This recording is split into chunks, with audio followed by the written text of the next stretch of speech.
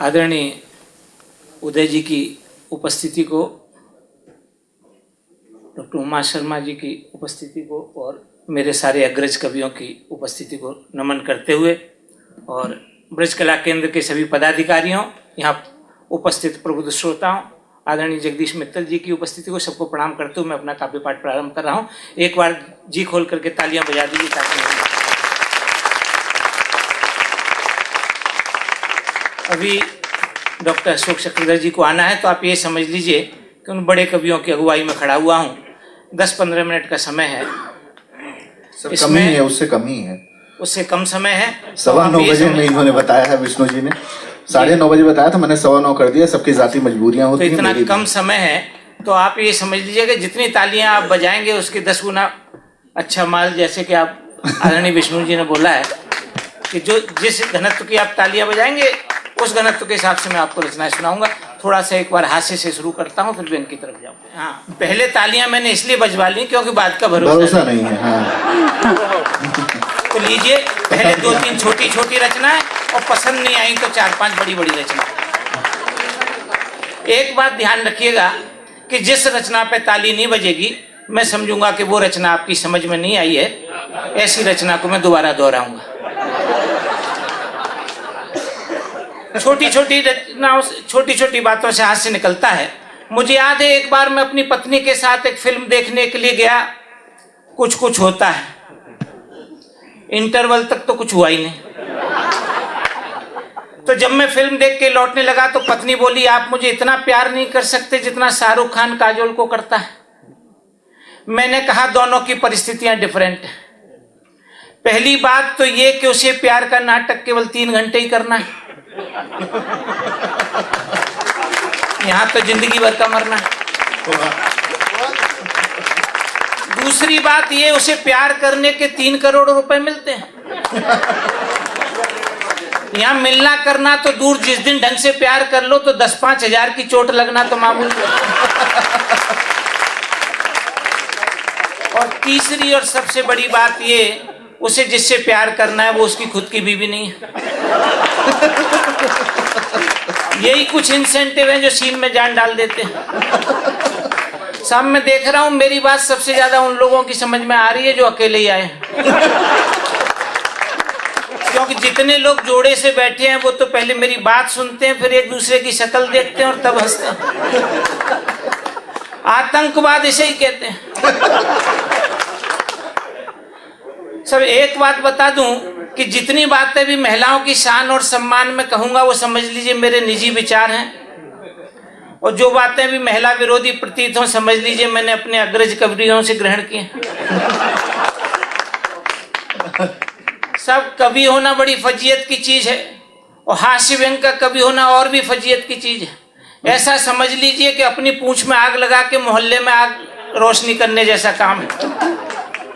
एक बार एक सज्जन मिल गए, कहने लगे बेधड़क जी घड़ी और लेडीज में तुलना कीजिए। बोले घड़ी और लेडीज में तुलना कीजिए। मैंने कहा लीजिए, दोनों ही घूमने से नहीं थकती। इस पाले से आवाज कम आ रही है।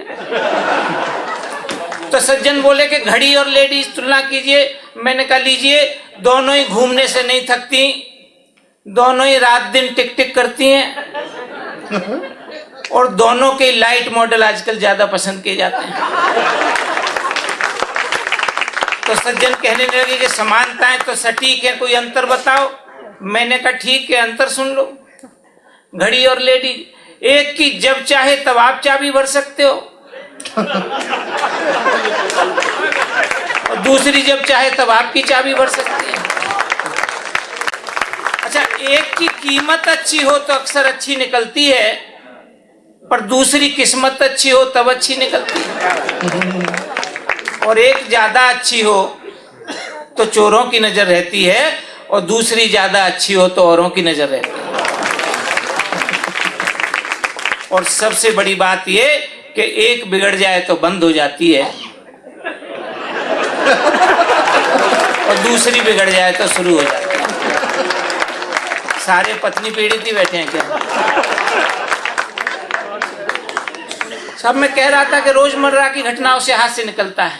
एक दिन मैं सुबह ही सुबह घूमने के लिए जा रहा था, एक सज्जन मिल गए, कहने लगे जी बेधड़क जी एक बात बताओ कि मुर्गा सुबह ही सुबह बांग क्यों देता है?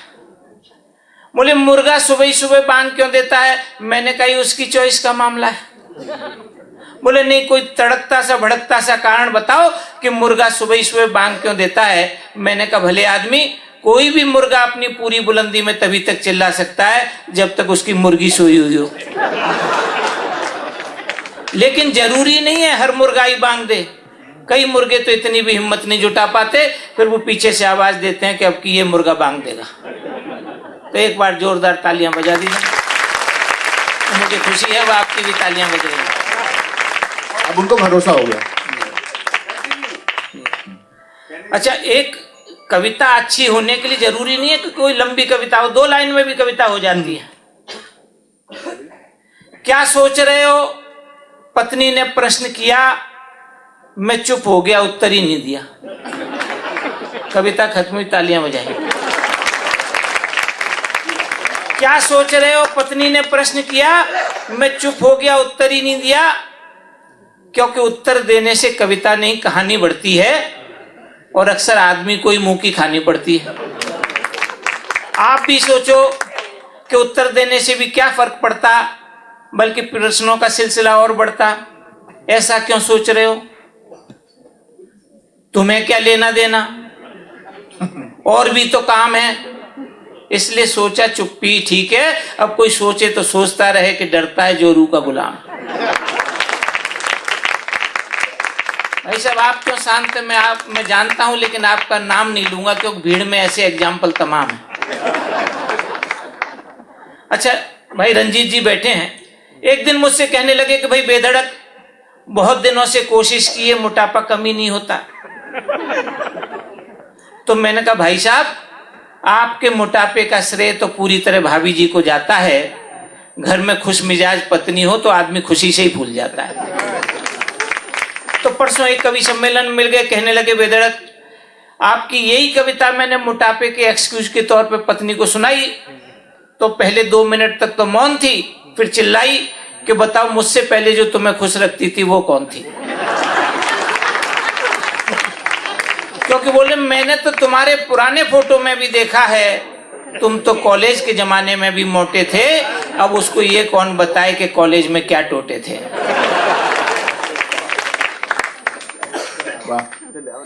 मित्रों एक दिन मैंने अपने एक मित्र से कहा जो फौज में है, क्यों भैया मौज में है? तो कहने लगे भैया फौज में मौज की बात करना ही फेक है, सर्विस कंडीशंस के मामले में तो फौज और रेलवे एक है। दोनों में गजब की रेस्पॉन्सिबिलिटी है, 24 घंटे इमरजेंसी है और डिसिप्लिन भी कमाल है। मैंने कहा बस एक ही फर्क है, तुम्हारे यहाँ झटका है, हमारे यहाँ हलाल है।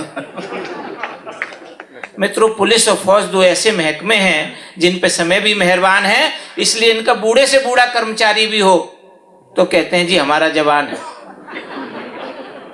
तो मैं उनकी जवानी को प्रणाम करता हूं और एक छोटी सी रचना पुलिस के ही नाम करता हूं जी।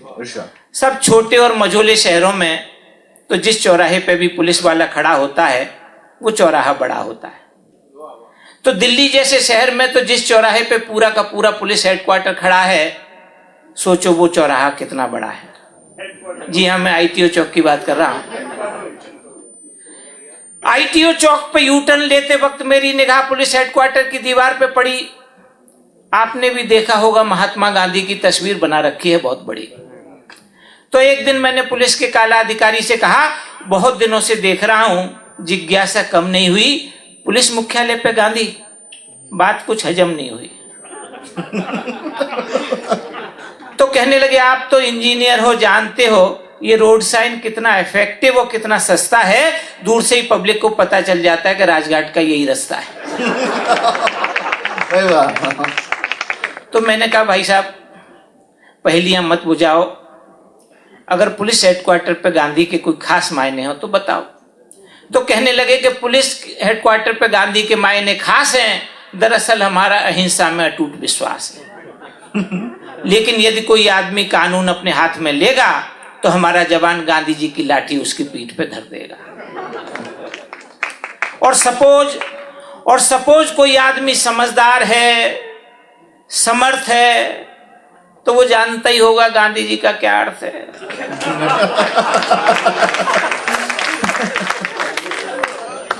बहुत अच्छा हो गया। एक कविता का आदेश और हुआ है, आप तक पहुंचाता हूं। अच्छा, कई बार तो क्या है, लोग जब कहते हैं कि कोई हास्य व्यंग की कोई मौलिक बात सुनाओ, तो मैं कहता हूं कई बार छोटे छोटे बच्चे जितनी हंसी की और मौलिक बात कहते हैं, उतना बड़े से बड़ा हास्य व्यंग का कभी भी नहीं कर सकता। एक दिन मेरी बच्ची स्कूल से आई, तीसरी क्लास में पढ़ती थी। उसने मुझसे कहा, पापा अगर आदमी के पूर्वज बंदर थे, अगर आदमी के पूर्वज बंदर थे और हम बंदर से आदमी बने हैं, तो आज भी कुछ बंदर शेष क्यों हैं? साहब, उसके इस प्रश्न का मेरे पास कोई जवाब नहीं था। तो बड़े बेटे ने कहा कि मैं बताऊं। मैंने कहा बताऊं। उसने कहा, पापा जो बंदर बैठने लगे, धीरे धीरे उनकी पूंछ घिसने लगी और वो बंदर से आदमी बन गए, और जिनमें उठने बैठने की तमीज नहीं आई, वो आज भी बंदर है। एक अंतिम रचना, झेल सके तो झेल, भारतीय रेल। अच्छा, वहीं से आते हैं ये? नहीं, शीर्षक तो भारतीय रेल है भैया, आगे की लाइन को दोनों को जोड़ के मत सुनो। काफी दिन टलते टलते एक दिन निकल आया मुहूर्त, पकड़ी फ्रंटियर मेल और चल दिए सूरत। मित्रों, रेल की पटरियों पर जब डिब्बा अपने नेचुरल अंदाज में डोलता, तो कोई न कोई यात्री एकाध वाक्य रेल की प्रशंसा में जरूर बोलता। वाह। एक कहने लगा, यार हद होती है लूट की, टिकट तो ट्रेन की काटी है, सवारी है ऊंट की। दूसरा बोला, इन रेलवे वालों की वजह से नाक में दम है, सामान रखने के लिए जगह इतनी कम है, ये तो सोचते हैं यात्री बेवकूफ है, गधा है, 2 घंटे से सूटकेस टांगों पे लदा है। और अब तो स्थिति इतनी विकट हो गई है, आंखें चल रही हैं, टांगें सो गई हैं। खैर, इसी तरीके से पूरी रात कोई न कोई किसी न किसी मुद्दे पे छेड़ता रहा बात। हालांकि हमें सीट मिली हुई थी, पर मनी मन हम भी हो रहे थे चिड़चिड़े, क्योंकि झटके में कई बार लोग हमारे ऊपर ही गिर पड़े। और अफसोस इस बात का कि जितने भी गिरे उनमें एक भी काम का नहीं। खैर, हम थोड़े बहुत परेशान से परंतु इत्मीनान से सूरत पहुंचे, लेकिन सूरत पहुंचते ही हमारे साथ एक घटना घट गई। प्लेटफॉर्म पर उतरते ही खुद हमारी जेब कट गई। मामला विचित्र था, रुपए तो बच गए, लेकिन पर्स निकल गया जिसमें हमारी पत्नी द्वारा लिखा गया पहला पत्र था। और पत्र का खो जाना हमारी भावनाओं को एक धक्का था, क्योंकि उसमें हमारी पत्नी ने हमें पहली बार और आखिरी बार डार्लिंग लिखा था। इसमें हंसने की कोई बात नहीं है, तो अपनी अपनी व्यवस्था है। आप अपनी श्रीमती जी से कहें आपको भैया लिखा करें। खैर साहब, जब हम सूरत पहुंचे तो वहां कार्यक्रम शुरू होने में थोड़ी देर थी, इसलिए सोचा क्यों न पत्नी के लिए ले लें एक छोटा सा तोहफा। तो हम गए कपड़ा मार्केट, अच्छा खासा कपड़ा मार्केट, कम से कम 200-250 शॉप, लेकिन ज्यादातर पे वही स्कर्ट, ब्लाउज, जीन्स और टॉप। अब इसमें से स्कर्ट, जीन्स और टॉप तो मेरी पत्नी पहनती नहीं थी, तो हमने सोचा कि खाली हाथ क्या जाएं। लेकिन आपको क्या बताएं, हम एक दुकानदार के पास गए और उससे कहा पत्नी के लिए दिखाइए एक ब्लाउज पीस। आप यकीन नहीं करेंगे, 10-10 सेंटीमीटर की कतरने ले आए 10 पीस। हम उस पे बिगड़ गए कि हमें बेवकूफ बना रहे हो, 1 मीटर के पीस के बदले कतरने दिखा रहे हो। बोला साहब, नाराज क्यों होते हो, जब पूरी पीढ़ी की पीढ़ी ही फैशन में मदहोश है, तो आप ही बताएं इसमें दुकानदार का क्या दोष है। दुकानदार तो वही बेचेगा जो जमाना चाहेगा। 21वीं सदी में मोहनजोदड़ो हड़प्पा की सभ्यता कहां से लाएगा।